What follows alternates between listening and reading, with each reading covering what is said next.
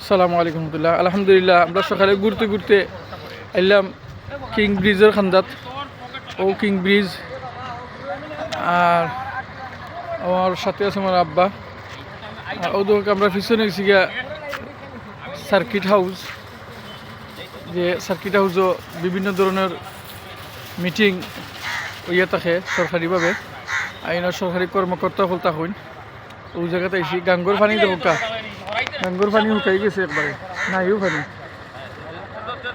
ও দেখা যায় উপশহরের নতুন ব্রিজ, যা খুব ভালো লাগে সকালের টাইম।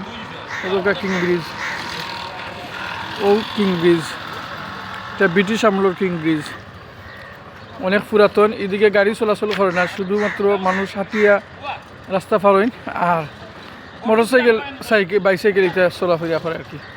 সব ভালো থাকবা। আসসালামু আলাইকুম রহমতুল্লাহ।